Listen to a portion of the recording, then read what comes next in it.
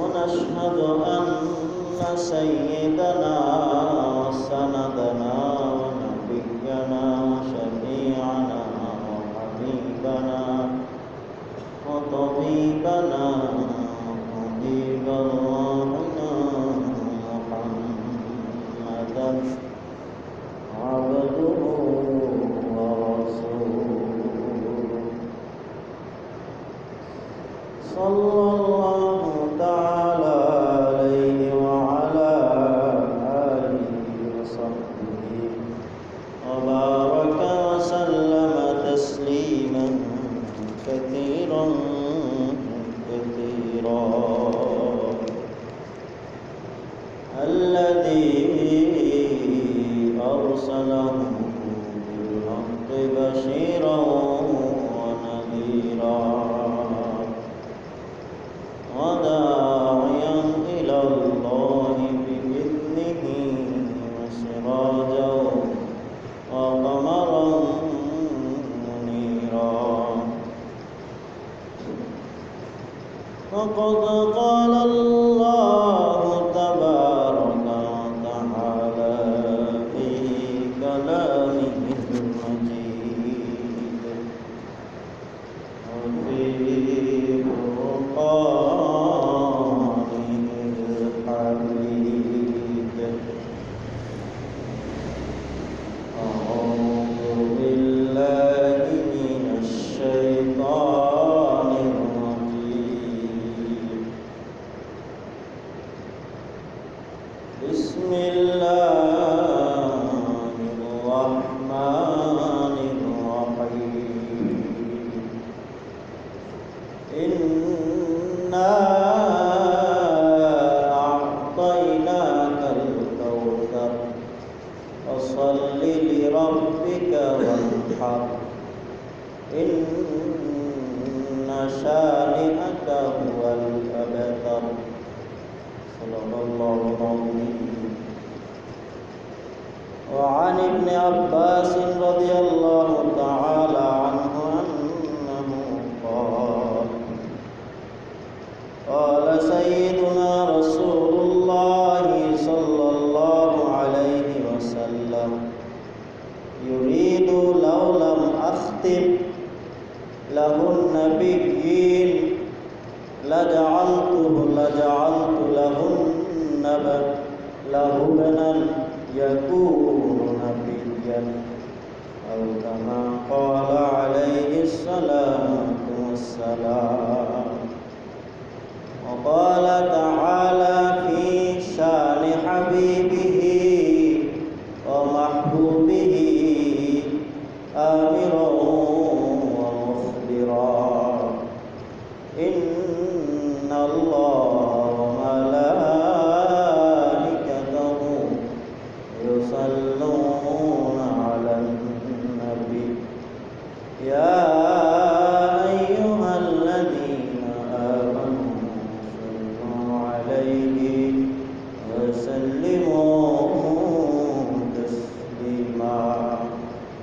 اللهم صل على محمد وعلى آل محمد كما صليت على إبراهيم وعلى آل إبراهيم إنك حميد مجيد.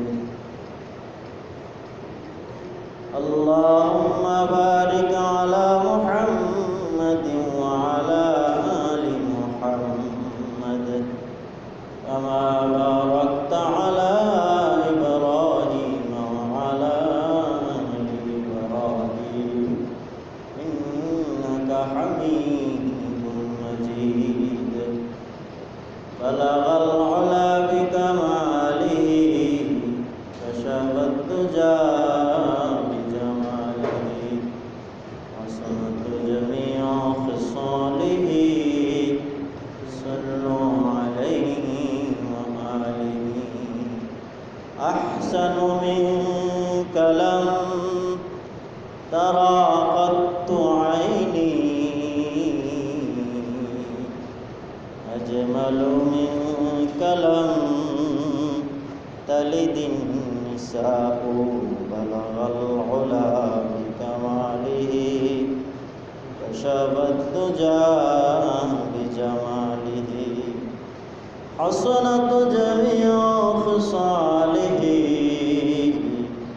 صلوا عليه وآله خلقت مبرأ من كل عيب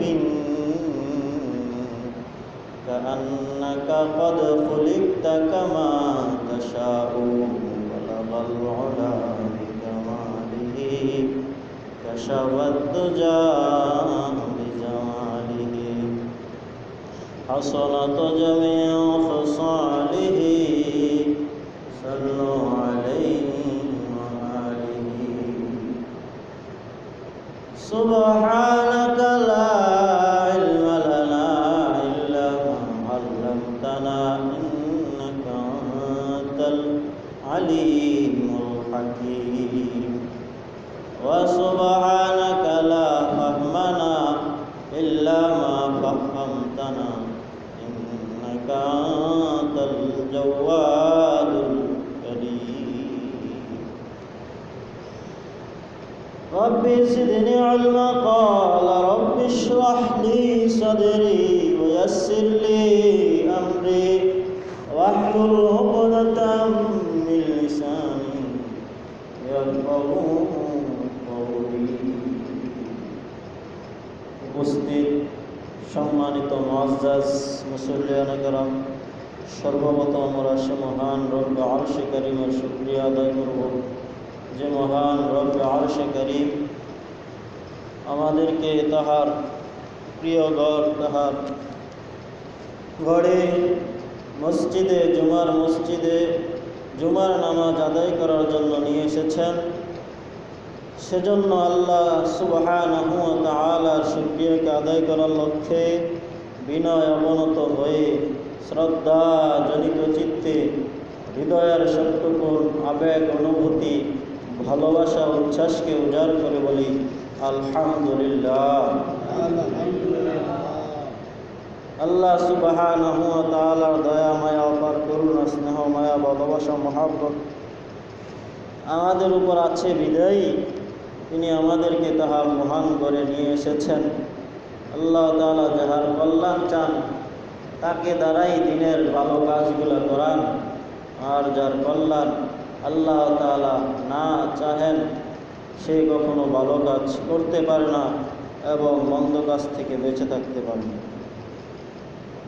সুতরাং আমরা গত জুমায় আল্লাহ তাআলা নবীর, প্রিয় নবীর শান, মান, মর্যাদা নিয়ে সূরাতুল কাউসার থেকে আলোচনা করতেছিলাম।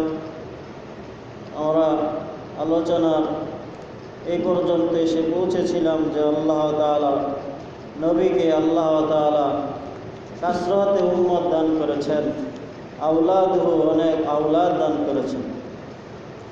তাহলে আল্লাহ তাআলা সূরা কাউসারের মধ্যে আল্লাহ তাআলার হাবিবের শান, মান, মর্যাদা, আল্লাহ তাআলার হাবিবের শান যে কিয়ামত পর্যন্ত বলবৎ থাকবে, বহমান থাকবে, বদ্ধমূল থাকবে, চলমান থাকবে।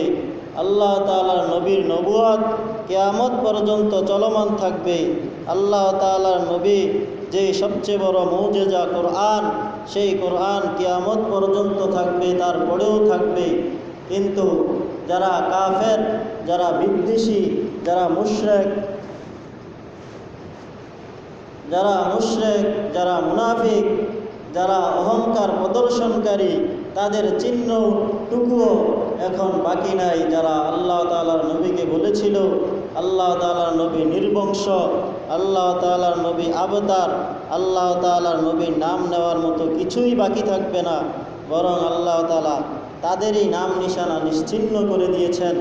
এমনকি মক্কা এবং মদিনার মধ্যে কিয়ামত পর্যন্ত কোনো কাফিরই প্রবেশ করতে পারবে না।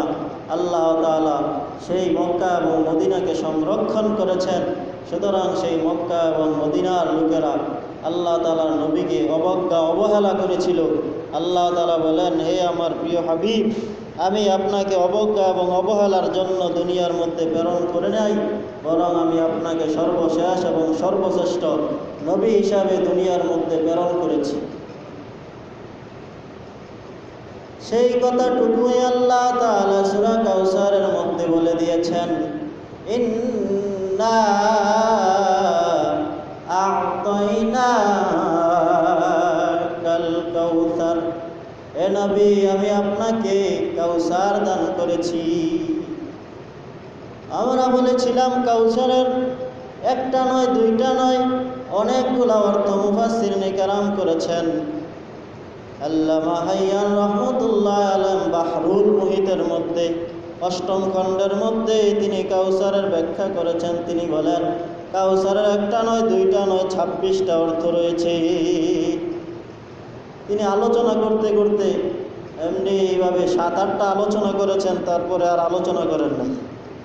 এমনিভাবে তাফসিরে কাবিরের মধ্যে আল্লামা তাফসিরে কাবিরের মধ্যে এরকমভাবে তিনি এনেছেন, অনেকগুলো আলোচনা করেছেন। করতে করতে এরকমভাবে ৭-৮টা আলোচনা করে আর করেন নাই। এমনিভাবে বিভিন্ন তাফসিরের মধ্যে আল্লাহ তাআলার হাবিবের এই কাউসার কি জিনিস সেটা বোঝানোর জন্য তাফসির কারকরা অনেকগুলো অর্থ নিয়ে এসেছেন। তারা অনেকগুলো অর্থই বলেছেন, কিন্তু সবগুলো আলোচনা করেন নাই। আমরা ওই অনেকগুলো তাফসির থেকে 15টার মতো নিয়ে এসেছি। তাহলে আল্লাহ তাআলা এরকমভাবে কাউসার দান করেছেন। কাউসারের এক অর্থ হচ্ছে খায়রে কাসীর, অধিক কল্যাণ। যে কল্যাণগুলো গণনা করে শেষ করা যায় না, যে কল্যাণের মধ্যে শুধুই কল্যাণ, কোনো ধরনের অমঙ্গল নাই, কোনো ধরনের খারাপই নাই, সবগুলাই বালা আর বালা, উত্তম আর উত্তম, এগুলাকে বলা হয় খায়রে কাসীর। তাহলে খায়রে কাসীর কাউসারের এক অর্থ হলো নাহরুন ফিল জান্নাহ, আরেক অর্থ হচ্ছে হাউজুন, আরেক অর্থ হচ্ছে আওলাদ। আল্লাহ তাআলা বোঝাতে চেয়েছেন, ও আমার নবী, আমি যদিও আপনার সন্তানগুলোকে শৈশবেই নিয়ে গেছি, ছোট থাকতেই আপনার ছেলেগুলাকে আমি মৃত্যু দিয়েছি, কিন্তু আপনার জন্য এমন এমন আওলাদ দান করেছি যারা কিয়ামত পর্যন্ত আপনার জন্য জীবন দিতেও কুণ্ঠাবোধ করবে না। আপনার নামের যদি কোনো অবজ্ঞা করা হয়, আপনাকে যদি গালি দেওয়া হয়, তখন তারা মেনে নিবে না, তারা রাজপথে নেমে আসবে। তারা আপনার মান সম্মান ইজ্জত আবরুকে উঁচুতে তোলার জন্য তাদের জীবনকে বিসর্জন দিয়ে দেবে। তাহলে কাউসারের এক অর্থ হচ্ছে আওলাদ, অর্থাৎ রুহানি সন্তান।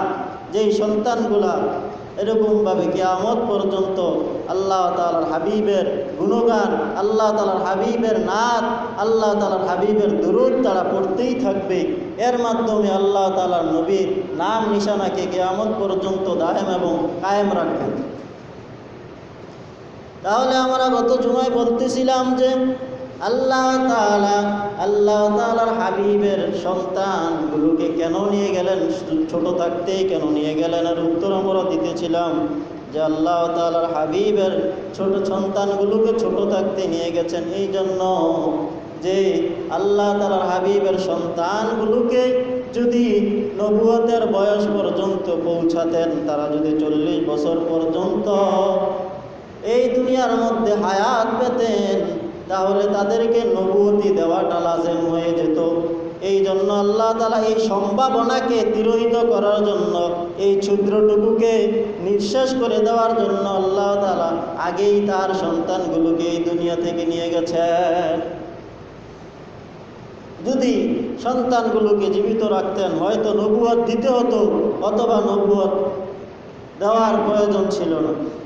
আর আল্লাহ তাআলা তো আল্লাহ নবীর মাধ্যমেই নবুয়তের এই ধারাকে বন্ধ করে দিয়েছেন। সুতরাং যদি তারা 40 বছরে পৌঁছত, আর যদি আল্লাহ তাআলা তাদেরকে নবুয়ত দান না করতেন, তাহলে উম্মত বলতো যে অন্যান্য নবীর ছেলেরা নবী হয়েছে, আমাদের নবীর ছেলেরা কেন নবী হতে পারলো না? এই একটা সম্ভাবনা থাকতো। উম্মত বলতো যে হ্যাঁ, আমাদের নবী শ্রেষ্ঠ, সর্বশেষ নবী কিভাবে, শ্রেষ্ঠ নবী কিভাবে হলো যে তার একজন ছেলেও নবী হতে পারলো না? এই একটা প্রশ্ন থেকে যাইতো। এই জন্য আল্লাহ তাআলা কোনো ধরনের প্রশ্নের সম্ভাবনাকেই রাখেন নাই, তিনি শুরু থেকেই তার সন্তানগুলোকে নিয়ে গেছেন। আর যদি নবুয়ত দিতেন তাহলে তো আল্লাহ তাআলার নবী সর্বশেষ নবী হতো না। এর উত্তর আরো সুন্দর করে তাফসিরে বাগাবীর মধ্যে এসেছে। আল্লামা তাফসিরে বাগাবী রহমতুল্লাহ আলাইহি একটা নয় দুইটা নয় অনেকগুলো হাদিস নিয়ে এসেছেন। ইমাম বাগাবী রহমতুল্লাহ আলাইহি তাফসিরের 8 নম্বর খণ্ডের মধ্যে লিখেন, ওয়ান ইবনে আব্বাস রাদিয়াল্লাহু তাআলা আনহু আন্নাহু ক্বাল ক্বালা রাসূলুল্লাহি সাল্লাল্লাহু আলাইহি ওয়াসাল্লাম ইউরিদু লাউ লাম আখতিম লাহুন নাবিয়্যিন। যদি আল্লাহ তাআলা চাইতেন যে আমার নবুয়তের দ্বারাকে বন্ধ করবেন না, লাউলাম আখতিম লাহু নাবিয়্যিনা, নবুয়তের দ্বারাকে আমার মাধ্যমে বন্ধ না করার ইচ্ছা যদি আল্লাহ তাআলা করতেন, তাহলে আল্লাহ তাআলা লা জাআলতু লাহু নান, আল্লাহ তাআলা আমার ছেলেকে ইয়াকুনু নাবিয়ান, তাহলে আমার ছেলেকে নবী বানিয়ে দিতেন। কিন্তু আল্লাহ তাআলা আমার পরে আর কোনো নবী দান করবেন না, কোনো নবী এই দুনিয়ার মধ্যে অবশিষ্ট রাখবেন না। এই জন্য আল্লাহ তাআলা শিশুকালেই আমার সন্তানগুলোকে আল্লাহ তাআলা দুনিয়া থেকে নিয়ে গেছেন। সুবহানাল্লাহ।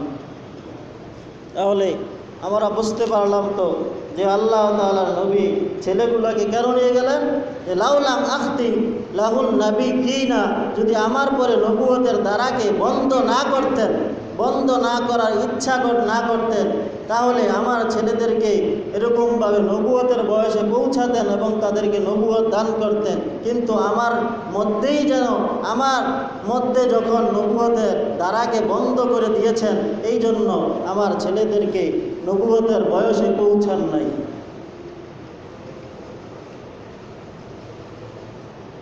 অন্য একটা হাদিসের মধ্যে এসেছে, আল্লাহ তাআলা বলেন, আন্নাল্লাহ তাআলা লাম্মা হাকামা, আল্লাহ তাআলা এই ফায়সালা পূর্বেই করে রেখেছেন যে আল্লাহ তাআলা লাহুন নাবিয়্যিন আল্লাহ ইয়াকুনা নাবিয়্যা বাদাহু, যে আল্লাহ তাআলার নবী সর্বশেষ নবী হবে।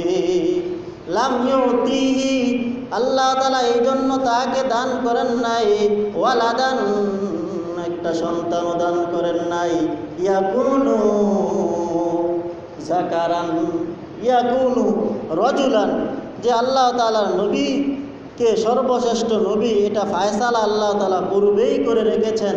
সুতরাং যদি আল্লাহ তাআলার নবীকে সর্বশ্রেষ্ঠ এবং সর্বশেষ নবী ফায়সালা না করতেন, তাহলে তার ছেলেদেরকে বড় করতেন। আর ফায়সালা করেছেন বিদায় আল্লাহ তাআলা তার সন্তানদেরকে প্রাপ্ত বয়সকে পৌঁছাতে দেন নাই। অন্য একটা দীর্ঘ হাদিসের মধ্যে বাগাবীর মধ্যে হাদিসটা এসেছে, ওই হাদিসটা বুখারী এবং মুসলিমের মধ্যে এসেছে। আল্লাহ তাআলার হাবিব বলেন, আমার দৃষ্টান্ত এবং পূর্ববর্তী নবীদের দৃষ্টান্ত হলো এমন যে একটা ব্যক্তি একটা সুন্দর প্রাসাদ নির্মাণ করলো, সুন্দর একটা প্রাসাদ বানালো। সেই সুন্দর প্রাসাদটাকে যারাই নাজরিন প্রত্যক্ষদর্শীরা যারাই দেখে তারাই বিস্ময়ভূত হন, তারা আশ্চর্যান্বিত হন। বিল্ডিংটা দেখেই তারা এর সৌন্দর্য, এর কারুকার্য, এরকমভাবে সৌন্দর্য এবং কারুকার্যতা দেখে তারা যতই দেখেন তারা ততই আশ্চর্যান্বিত হন। নাজিরিনরা প্রত্যক্ষদর্শীরা তাহার আহসান, তাহার আজমাল, তাহার কারুকার্য যতই দেখেন তারা বিস্ময়ভূত হন, আশ্চর্যান্বিত হন যে এত সুন্দর প্রাসাদ। কিন্তু তারা যখন ঘুরে ঘুরে দেখেন যে এই প্রাসাদের মধ্যে একটা ইট নাই। প্রাসাদটা অনেক সুন্দর, কিন্তু প্রাসাদটা সৌন্দর্যকে নষ্ট করে দিয়েছে একটা ইট না থাকার কারণে, একটা ইটই বাকি আছে। প্রাসাদটার মধ্যে সৌন্দর্যতা অনেক সৌন্দর্য, কিন্তু একটা ইটের কারণে প্রাসাদটার সৌন্দর্য নষ্ট হয়ে গেছে। আর যদি নাজিরিনরা প্রত্যক্ষদর্শীরা বলেন যদি এই একটা ইট দিত তাহলে এই বিল্ডিংটা পরিপূর্ণ হয়ে যেত এবং এই বিল্ডিংয়ের সৌন্দর্য বাকি থাকতো না। আল্লাহ তাআলার হাবিব বলেন, সেই একটা ইট হচ্ছে আমি। সকল পুরা বিল্ডিংয়ের সকল ইট হচ্ছে অন্যান্য নবীরা, আর যে একটা ইটের মাধ্যমে ওই বিল্ডিংয়ের কাজটা অসম্পূর্ণ ছিল, অসুন্দর ছিল, বাকি ছিল, সেই একটা ইট হচ্ছে আমি। সেই একটা ইট যখন আল্লাহ তাআলা আমাকে নবুয়ত দিলেন, সেই নবুয়তের কারণে একটা ইট এসে ওই বিল্ডিংটার মধ্যে লাগলো, লাগার কারণে বিল্ডিংটা পরিপূর্ণ হয়ে গেল। ওই বিল্ডিংয়ের মধ্যে আর কোনো ইটের প্রয়োজন নাই। সুতরাং আল্লাহ তাআলার নবীর মাধ্যমে আল্লাহ তাআলা নবুয়তকে বন্ধ করে দিলেন। সুতরাং এখন যদি কেউ নবী দাবি করে তাহলে সে হবে কাফের, এবং যারা তাকে বিশ্বাস করবে সেও কাফের হবে, এবং যারা ওই নবীকে নবী মানবে আর যারা বাকিরা অবশিষ্টরা যারা ওই তাদেরকে কাফের বলবে না, তারাও কাফের হয়ে যাবে। কেননা আল্লাহ তাআলার নবীকে সর্বশ্রেষ্ঠ নবী হিসাবে প্রেরণ করা হয়েছে। তাহলে এরকমভাবে আল্লাহ তাআলার নবীকে কাউসার দান করেছেন। আল্লাহ তাআলা বলেন, ইন্না আ'তাইনাকাল কাউসার, আমি আমার হাবিবকে কাউসার দান করেছি, খাইরে কাসির, অগণিত অসংখ্য নিয়ামত দান করেছি। সেই খাইরে কাসিরের আরেক অর্থ হচ্ছে নবুয়ত। খাইরে কাসিরের আরেক অর্থ হচ্ছে নবুয়ত, যে আমি আপনাকে নবুয়ত দান করেছি।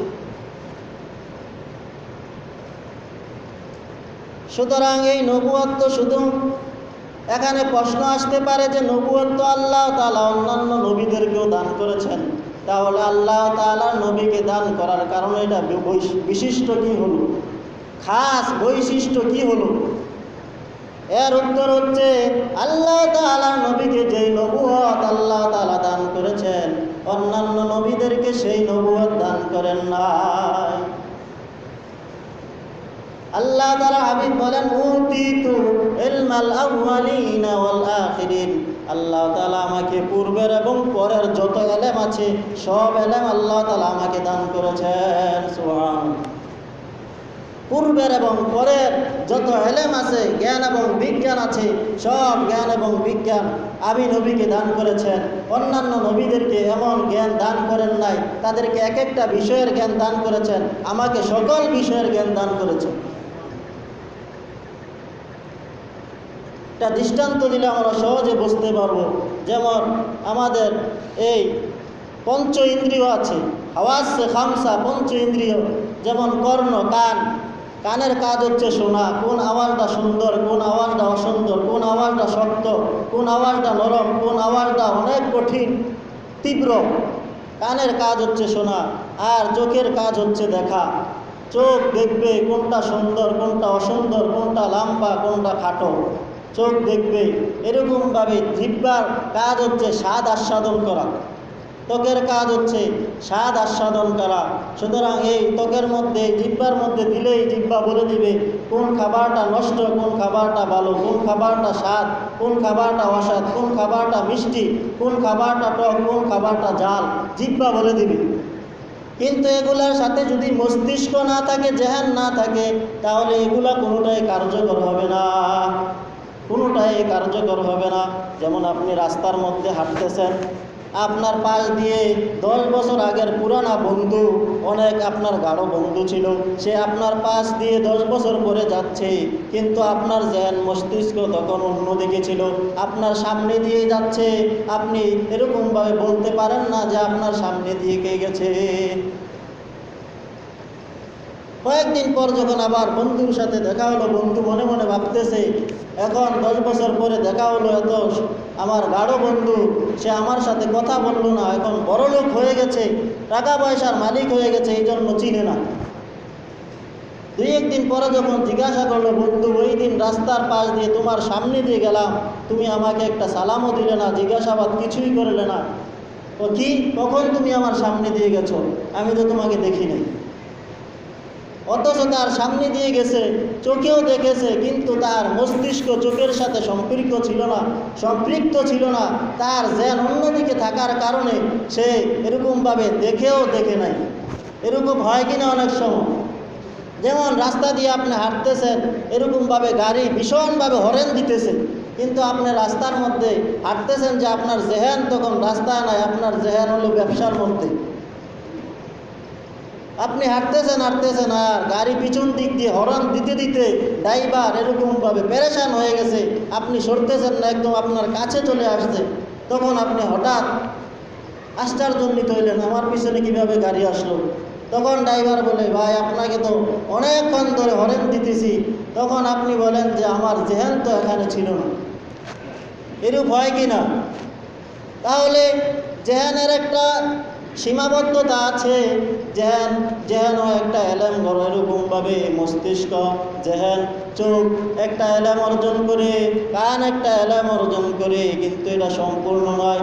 এগুলা সবগুলাকে পরিচালনা করে জেহেন, মস্তিষ্ক।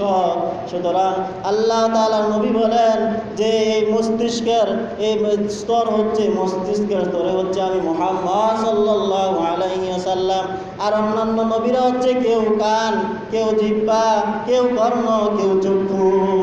চক্ষু যেমন সম্পূর্ণ না জেহেন ছাড়া, চক্ষুর জ্ঞান সামান্য, এরকমভাবে কানের জ্ঞান সামান্য, এরকমভাবে ত্বকের জ্ঞান সামান্য, কিন্তু পরিপূর্ণ জ্ঞান অর্জন করা যায় মস্তিষ্ক দ্বারা।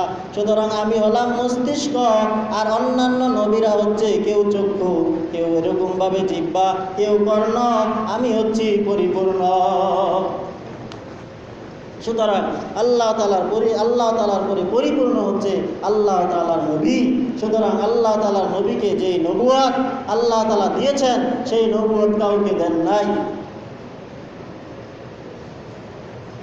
সুতরাং আল্লাহ তাআলার নবী, যেমন আমরা বলতেছিলাম, অন্যান্য নবীদেরকে এক একজনকে এক এক ধরনের এলেম দেওয়া হয়েছে, সব এলেম কাউকে দেওয়া হয় নাই। যেমন ইউসুফ আলাইহিস সালামকে স্বপ্নের ব্যাখ্যা করার জন্য তাকে স্বপ্নের ব্যাখ্যা করার জ্ঞান তাকে দেওয়া হয়েছিল। সাইয়্যিদুনা ইউসুফ আলাইহিস সালাম যে কোনো স্বপ্নের ব্যাখ্যা করতে পারতেন। আর আল্লাহ তাআলার নবী বলেন, আমি শুধু ব্যাখ্যা নয়, বরং আমি ওই স্বপ্নের মূলনীতি, নিয়ম কি হবে, কোন নিয়মে এরকমভাবে স্বপ্নটা দেখলে ওই স্বপ্নটা এমন হবে, সেই নিয়মগুলো আমি প্রবর্তন করেছি। সুবহানাল্লাহ, সেই নিয়মগুলো আমি বানিয়ে দিয়েছি। আর ইউসুফ স্বপ্নে দেখি এরকমভাবে ব্যাখ্যা করেছে, আর সেই ব্যাখ্যার নিয়মগুলো আমি নবী বানিয়ে দিয়েছি। সুবহানাল্লাহ, সেই তাবিরের উপর একটা স্বতন্ত্র একটা এলেম, স্বতন্ত্র একটা জ্ঞান বিজ্ঞান, সেই তাবিরের উপর হাজার হাজার এরকমভাবে সাহাবায়ে কেরাম, তাবি কেরাম এরকমভাবে বই লিখেছেন, কিতাব লিখেছেন। আল্লামা ইবনে শিরিন রাহমাতুল্লাহ আলাইহি বিখ্যাত তাবি ছিলেন। তিনি এরকমভাবে সবচেয়ে প্রসিদ্ধ স্বপ্নের ব্যাখ্যার ক্ষেত্রে তার কাছে এসে একজন ব্যক্তি বলল যে, আমি দেখলাম যে আমার ঘরটার মধ্যে আগুন লেগেছে, সুতরাং এর ব্যাখ্যা কী হবে? তিনি তখন বললেন যে, তুমি ঘর থেকে তাড়াতাড়ি বের হয়ে যাও, ঘরের মাল সামানা সকলগুলো নিয়ে তুমি ঘর থেকে চলে যাও। তোমার ঘরটা কিছুদিনের মধ্যেই এরকমভাবে বান তুফানে এরকমভাবে তোমার ঘরটা লণ্ডভণ্ড করে দিবে, নিঃশেষ করে দিবে। 6 মাস পরে আরেকজন ব্যক্তি এসে বলল যে, আমি দেখলাম যে আমার ঘরের মধ্যে আগুন লেগেছে, সুতরাং এর ব্যাখ্যা কি হবে? আল্লামা ইবনে শিরিন রাহমাতুল্লাহি আলাইহি বললেন যে, তোমার ঘরের ভিতরে স্বর্ণের খাজানা আছে, তোমার ঘরের ভিতরে স্বর্ণের খাজানা আছে, তুমি গিয়ে ঘরের এরকমভাবে খনন করে দেখো, তুমি বড়লোক হয়ে যাবে। ঠিকই সেই ব্যক্তি গেল, গিয়ে দেখে ঘরের ভিতরে স্বর্ণের খাজানা। সে খনন করে স্বর্ণের খাজানাগুলো এরকমভাবে বাহির করল। তখন আল্লামা ইবনে শিরিনকে জিজ্ঞাসা করলো, এক ধরনের স্বপ্নে আপনি 2 ধরনের ব্যাখ্যা কেন করলেন? কয়, 2 ধরনের ব্যাখ্যা করার কারণ হচ্ছে আমি মূল নীতি অনুযায়ী, নিয়ম অনুযায়ী ব্যাখ্যা করেছি। সর্বপ্রথম যে ব্যক্তি স্বপ্নে দেখেছে সে গ্রীষ্মকালে স্বপ্নে দেখেছে, আর গ্রীষ্মকালে বান তুফান সবসময় চলতেই থাকে। এই জন্য আমি যখন দেখলাম সে আগুন স্বপ্নে দেখেছে, সুতরাং তাহার ঘর ধ্বংস হয়ে যাবে এরকমভাবে। কিছুদিন পরে দেখা গেল ঠিকই তাহার ঘর তুফানেই তছনছ করে দিয়েছে। দ্বিতীয় ব্যক্তি যখন প্রশ্ন করল যে একই স্বপ্ন দেখলো, সে দেখলো আগুন, আপনি তাহার ব্যাখ্যা করলেন যে এরকমভাবে তাহার ঘরের মধ্যে স্বর্ণের খনি আছে, আপনি এই ব্যাখ্যা কীভাবে করলেন? একই তো স্বপ্ন। তখন আল্লামা ইবনে শিরিন রহমতুল্লাহ আলাই বলেন, সে ওই স্বপ্নটা দেখেছে শীতকালে, আর শীতকালে তো বান কোনো কিছুই হয় না, সুতরাং আগুনের কালারই হলো স্বর্ণ। সুতরাং আমি বুঝতে পারলাম যে তার ঘরের মধ্যে স্বর্ণের খনি আছে। সুবহানাল্লাহ। তাহলে এই সকল ধরনের এলেমের মূলনীতি নিয়ম কায়দা শিখিয়ে গেছেন নবী করিম সাল্লাল্লাহু আলাইহি ওয়াসাল্লাম। আল্লামা ইমাম মালিক রহমতুল্লাহ আলাই, তিনি চারজন ইমামের মধ্যে ছিলেন অন্যতম ইমাম। তিনি বলেন যে আমি মদিনার মধ্যে আমার সারাটা জীবন কাটিয়ে দিয়েছি, আল্লাহ তাআলা নবীর সম্মানের কারণে আমি কোনোদিন মদিনার মধ্যে মদিনার অলিগলিতে জুতা পা দিয়ে হাঁটি নাই। সুবহানাল্লাহ। আল্লাহ তাআলা নবীর সম্মানের কারণে আমি কোনোদিন মদিনার মধ্যে জুতা পা দিয়ে হাঁটি নাই। আমি এরকমভাবে ফরজ হজ করে ফেলেছি, কিন্তু আমার জীবনের শেষ প্রান্তে এসে গেছে, আমার খুব আগ্রহ উৎসাহ যে আমি মক্কা তাওয়াফ করব, মক্কায় যাব, কিন্তু আমার এই ভয় হয় যে আমি তো মদিনায় মরতে চাই, রাসূলের রওজার পাশাপাশি থাকতে চাই, কিন্তু আমি যদি মক্কায় যাই, আমার মরণটা যদি মক্কায় হয়ে যায়।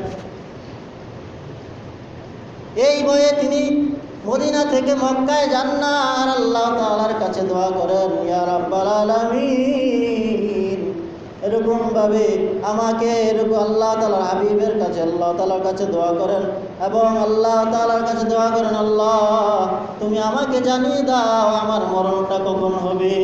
আমার মরণের খবরটা যদি আমি জানতে পারি, তাহলে আমি মক্কা থেকে তওয়াফ করে আসতে পারি, নতুবা আমি যদি না জানি, আর এরই মধ্যে যদি আমার মক্কায় মরণ হয়ে যায়, তাহলে তো আমাকে মক্কায় এরকমভাবে মাটি দিয়ে দিবে, আমি মদিনায় থাকতে পারবো না। এই জন্য তিনি সর্বক্ষণ আল্লাহ তাআলার কাছে দোয়া করতেন। একদিন তিনি স্বপ্ন দেখলেন আল্লাহ তাআলার হাবিবকে স্বপ্ন দেখে বলতেছেন, ইয়া রাসূলুল্লাহ, ইয়া হাবিব আল্লাহ, আমার মরণ কবে হবে, আপনি এই সংবাদটা আমাকে দিয়ে দিন।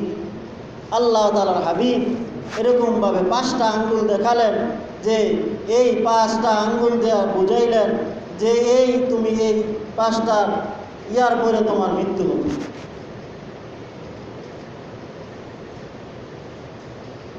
আল্লাহ তাআলার হাবিব 5টা আঙ্গুল দেখাইলেন। তিনি যখন ঘুম থেকে জাগ্রত হলেন, তিনি চিন্তা করতে লাগলেন যে আল্লাহ তাআলার হাবিব যে 5 আঙ্গুল দেখালেন, এর দ্বারা উদ্দেশ্য কি? 5 দিন না 5 মাস নাকি 5 বছর? তিনি চিন্তা করতে লাগলেন। আর এই স্বপ্নের ব্যাখ্যার জন্য তিনি পাঠিয়ে দিলেন যে আল্লামা ইবনে শিরিন রহমতুল্লাহ আলাইয়ের কাছে স্বপ্নের ব্যাখ্যা জানার জন্য তিনি পাঠালেন, আর বললেন যে এই ব্যাখ্যা যে জানতে আমি মালিক চেয়েছি, তুমি এই কথা বলবে না। তখন আল্লামা ইবনে শিরিন রহমতুল্লাহ আলাইহি এরকমভাবে যখন তার কাছে বলা হলো এই স্বপ্নের কথা, তিনি বললেন, এই স্বপ্ন কে দেখেছে? এই স্বপ্ন তো বড় কোনো আলেম ছাড়া দেখতে পারে না, এই স্বপ্ন কোনো বড় আলেম ছাড়া দেখতে পারে না, সুতরাং তুমি বলো এই স্বপ্ন কে দেখেছে? তিনি বলেন, না, আমাকে নাম বলতে বারণ করেছে। তখন আল্লামা ইবনে শিরিন বলেন যে এখন জগতের মধ্যে সর্বশ্রেষ্ঠ আলেম হচ্ছে ইমাম মালিক রহমতুল্লাহ আলাইহি, সুতরাং এই স্বপ্ন ইমাম মালিক ছাড়া আর কেউ দেখতে পারে না। সুবহানাল্লাহ। তখন সেই ব্যক্তি চলে গেল ইমাম মালিক রহমতুল্লাহ আলাইহির কাছে, যে সে তো স্বপ্নের ব্যাখ্যা বলে না, নাম ছাড়া, নাম জানা ব্যতীত। তখন ইমাম মালিক বললেন, যাও তুমি আমার নাম বলে দিও। তখন ইমাম মালিক রহমতুল্লাহ আলাইহির নাম বললে তিনি বললেন যে আল্লাহ তাআলার হাবিব এই 5টা আঙ্গুল দ্বারা বুঝাতে চেয়েছেন যে 5টা জিনিসের খবর আল্লাহ তাআলা ছাড়া কেউ জানে না। সুবহানাল্লাহ। আল্লাহ তাআলার হাবিব তোমাকে এই 5টা আঙ্গুল দ্বারা বুঝিয়েছেন যে এই 5টা জিনিসের খবর আল্লাহ তাআলা ছাড়া কেউ জানে না। হিয়া খামসাতুন, সেই 5টা জিনিস হলো, 1 নম্বরে তোমার মৃত্যু কখন হবে সেই খবর আল্লাহ তাআলা ছাড়া কেউ বলতে পারে না। তুমি কখন কোথায় কি খাবে, তোমার রিজিক কখন কোথায় কি আছে, সেই রিজিকের খবরও দুনিয়ার কেউ বলতে পারে না। তোমার মৃত্যু কখন কোথায় হবে সেই কথাটাও কেউ বলতে পারে না। এমনিভাবে তোমার স্ত্রীর ঘরে ছেলে সন্তান হবে না মেয়ে সন্তান হবে এটাও কেউ বলতে পারে না। এখন বলতে পারেন হুজুর এখন তো মেশিন দিয়ে আগেই বলে দেয়, মেশিন দিয়ে বলে দেয়, ভ্রূণ হওয়ার পরে, ভ্রূণ হওয়ার আগে বলতে পারে না। যদিও এরকমভাবে ছেলে হবে না মেয়ে হবে বলে দিতেই পারে এরকমভাবে পূর্ণতায় আসার পরে, কিন্তু এই ছেলেটা কি আলেম হবে না জালেম হবে, বদমাইশ হবে না ভালো হবে, মুফাসির হবে না মুফতি হবে, এরকমভাবে জান্নাতি হবে না জাহান্নামী হবে, এই কথা কি দুনিয়ার কেউ বলতে পারবে? এমনিভাবে কখন বৃষ্টি হবে এই কথাটাও কেউ বলতে পারে না, একমাত্র আল্লাহ তাআলা ছাড়া।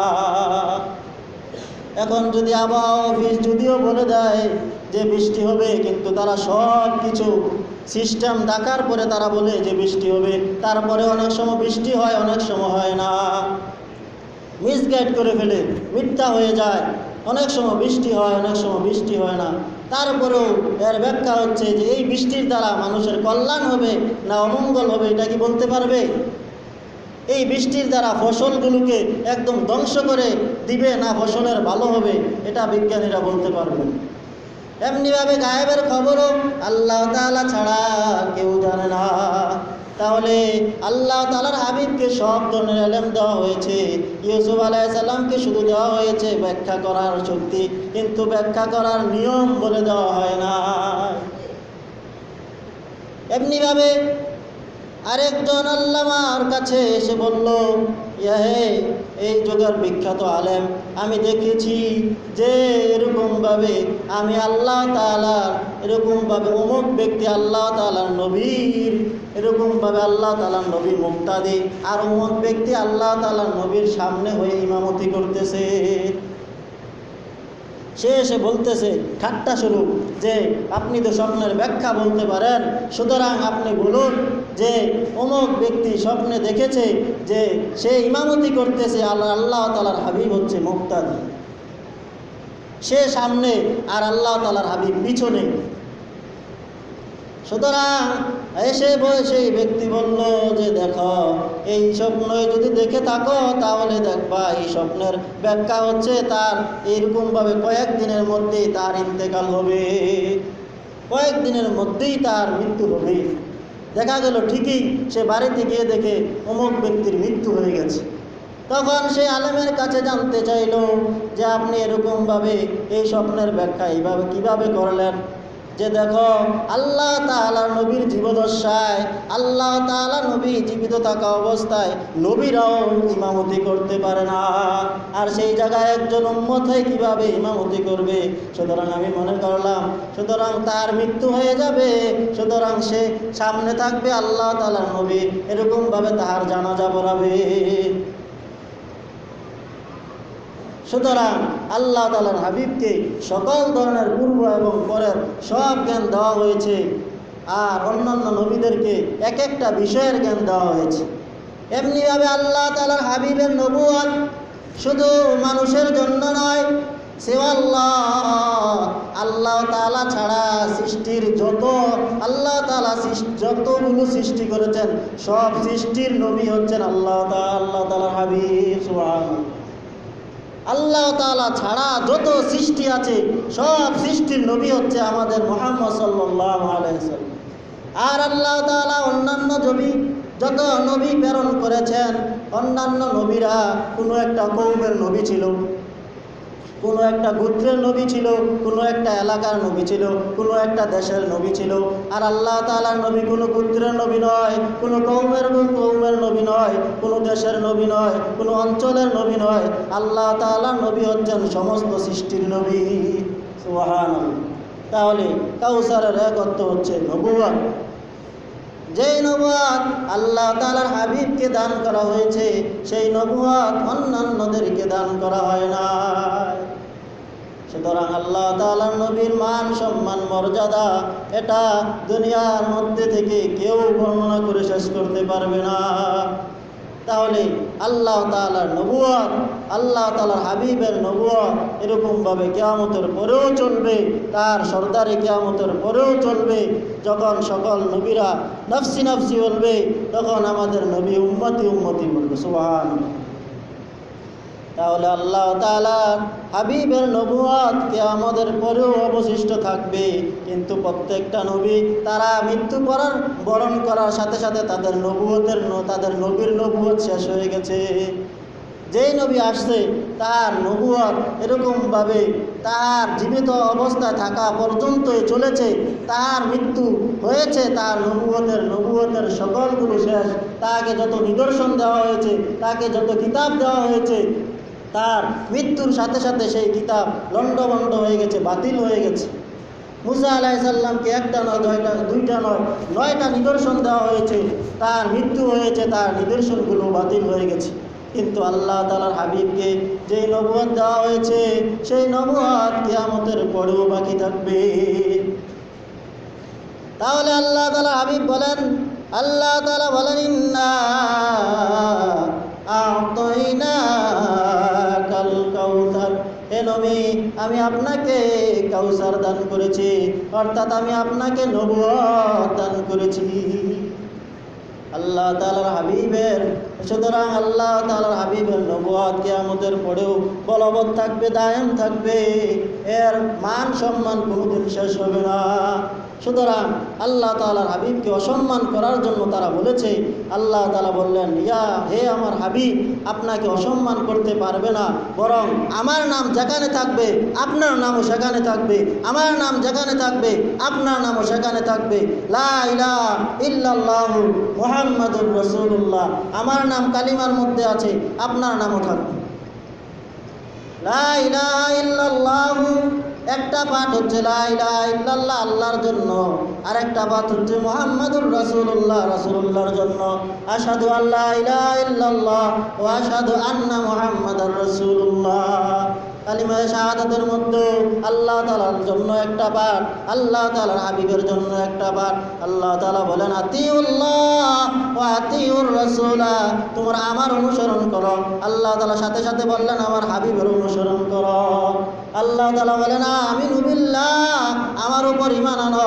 আল্লাহ তাআলা সাথে সাথে বলেন, ওয়া রাসূলিহি, আমার রাসূলের উপর ঈমান আনো। এমনিভাবে আল্লাহ তাআলা আজানের মধ্যে আল্লাহ তাআলার হাবিবের নাম দিয়ে দিলেন, যে কিয়ামত পর্যন্ত আজান চলতে থাকবে, আপনার নামও দায়েম থাকবে। আশহাদু আন্না মুহাম্মাদার রাসূলুল্লাহ।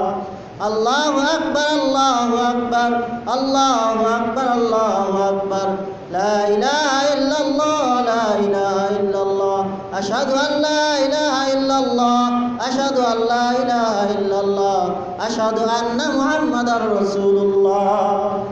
আল্লাহ তাআলা বলেন, ও আমার হাবিব, আপনার নাম নিশানা কি মুছে দিতে চায়। তারা বলে, আপনি এরকমভাবে বংশহীন, আপনার পরম্পরা বাকি থাকবে না, আপনার মৃত্যুর পরে আপনার নাম শেষ হয়ে যাবে। না না, ইয়া রাসূলুল্লাহ, ইয়া হাবিবাল্লাহ, আমি প্রত্যেকটা জায়গায় আপনার নামকে সেট করে দিব, সুতরাং আপনার নাম কোনোদিন নিঃশেষ হবে না। তাহলে প্রত্যেকটা মিনিটে মিনিটে বাতাসের মধ্যে আল্লাহ তাআলার হাবিবের নাম গুঞ্জরিত হয়। এখন আজান হচ্ছে সৌদি আরবে, এরকমভাবে একটু পরে পরে, 1 মিনিট পরে পরেই দেখা যায় আশহাদু আন্না মুহাম্মাদার রাসূলুল্লাহ। বাংলাদেশে হচ্ছে কিছুক্ষণ পরে, 1 মিনিট পরে পাকিস্তান হচ্ছে আশহাদু আন্না মুহাম্মাদার রাসূলুল্লাহ। একটু পরে ভারতে হচ্ছে আশহাদু আন্না মুহাম্মাদার রাসূলুল্লাহ। একটু পরে আরবে হচ্ছে আশহাদু আন্না মুহাম্মাদার রাসূলুল্লাহ।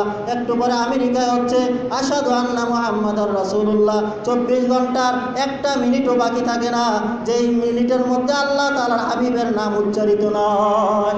সুবহানাল্লাহ। তাহলে আল্লাহ তাআলার হাবিবের নামকে আল্লাহ তাআলা দায়েম রাখেছেন কিনা, যারা তাকে উৎসাহিত করেছে, যারা তাকে অবমাননা করতে চেয়েছে, তাদের নাম এখন ইতিহাসের পাতায় বাকি নাই। সুতরাং তাফসীর করে বিদায় তাদের নাম আসে, নতুবা মক্কা মদিনার মধ্যে তাদের বংশ চালা চামুন্ডা কোনো কিছুই বাকি নাই। সুতরাং আল্লাহ তাআলার হাবিবকে আল্লাহ তাআলা খায়রে কাসির দান করেছেন। আল্লাহ তাআলা এরকমভাবে তাফসীরের মধ্যে এসেছে, আল্লাহ তাআলা এরকমভাবে তাফসীর কারকরা বলেন যে এই খায়রে কাসিরের এক অর্থ হচ্ছে আল কুরআন। ইন্না আতাইনাকাল কাউসার, এ নবী আপনাকে কাউসার দান করেছে, অর্থাৎ আমি আপনাকে কোরআন দান করেছি। যেই কোরআনের কারণে সকল কিতাব রহিত হয়ে গেছে, সেই কোরআন এরকমভাবে এমন সময় আমি অবতীর্ণ করেছি যেই সময়ে আরবের মধ্যে সাহিত্যের চর্চা হতো। তারা অলঙ্কার শাস্ত্রে পণ্ডিত ছিল, সকল বিশ্বের মধ্যে সবচেয়ে বেশি অলঙ্কার শাস্ত্র নিয়ে তারা আলোচনা করত। একরকমভাবে তারা একটা কবিতা লিখতে বসলে কোনো ধরনের চিন্তা ভাবনা ছাড়া হাজার হাজার লাইন লিখে ফেলত।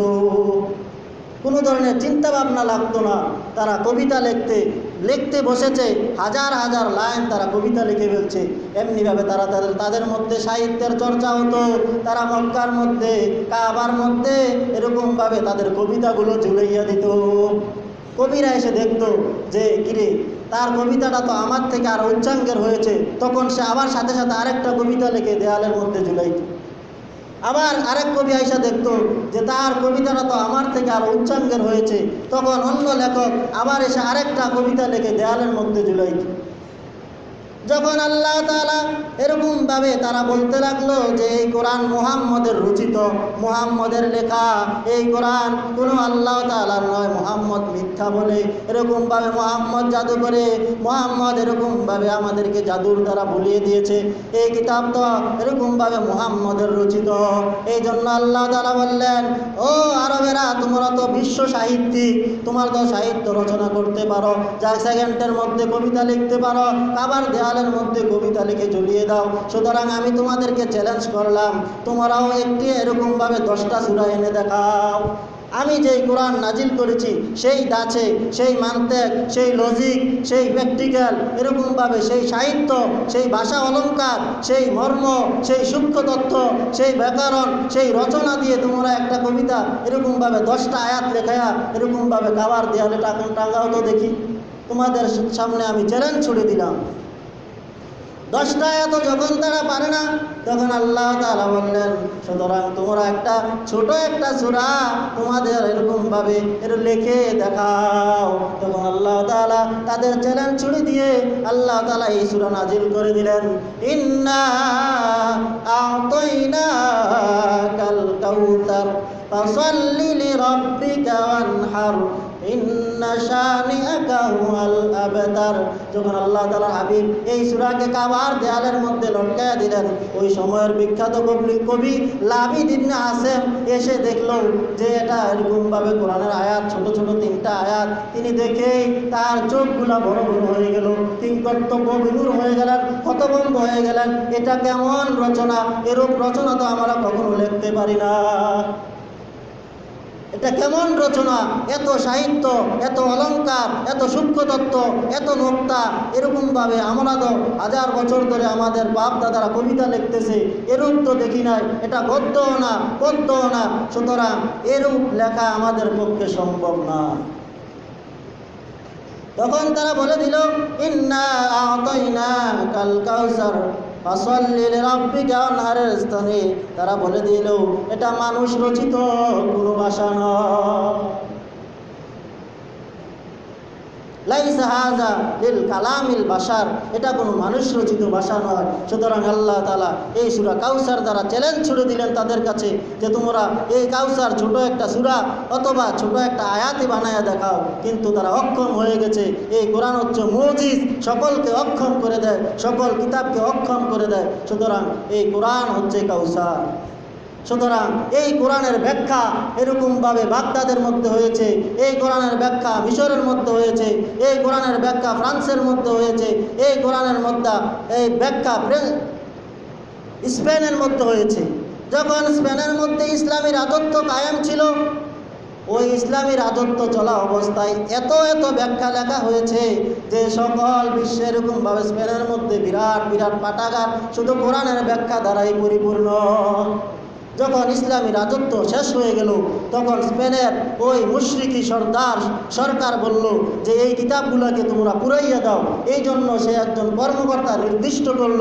সেই কর্মকর্তা আরও হাজার হাজার কর্মকর্তার মাধ্যমে সাহায্যে সে ওই কিতাবগুলোকে পুরাইতে তার বয়স লাগলো 50 বছর। সুবহানাল্লাহ। তাহলে কোরআন হচ্ছে মুজিজ, অক্ষমকারী। এরকমভাবে বাগদাদের মধ্যে কোরআনের ব্যাখ্যা, এই কিতাবের ব্যাখ্যা, বিভিন্ন ধরনের কিতাবকে তারা এরকমভাবে নষ্ট করার জন্য নদীতে ফালাইয়া দিল, দজলা নদীর মধ্যে। সেই দজলা নদীর পানিগুলা কালিতে পরিণত হয়ে গেল, আর সেই দজলা নদীর উপরে কিতাবের দ্বারা রাস্তা হয়ে গেল। এরকমভাবে লেখকরা ওই কালি দ্বারা তাদের কিতাব লিখত। সুবহানাল্লাহ। এরকমভাবে বাংলাদেশের মধ্যেও এরকমভাবে কোরআনের প্রায় 200-র মতো ব্যাখ্যা হয়ে গেছে। এই কোরআন হচ্ছে মুজিজ, সকলকে অক্ষমকারী। সুতরাং কোরআন যদিও দেখা যায় একটা খাইরে, সুতরাং যদি কাউসারের অর্থ খাইরে খাইরে কাসির, অধিক কল্যাণ, তাহলে কোরআন তো একটা না, কোরআনের একটা নয়, কোরআনের ব্যাখ্যার কোনো শেষ নাই। সুবহানাল্লাহ। তাহলে আমরা কয়েকটা ব্যাখ্যা করলাম, আমরা আজকেও কাউসারের আলোচনা শেষ করতে পারলাম না। আল্লাহ তাআলা এই আলোচনার মাধ্যমে আমাদের নবীর ভালোবাসা এরকমভাবে আমাদের মধ্যে বদ্ধমূল করে দেন। সকলে বলে আমিন। আমা আলাইনা ইল্লাল বালাগ। যারা পরে আসছেন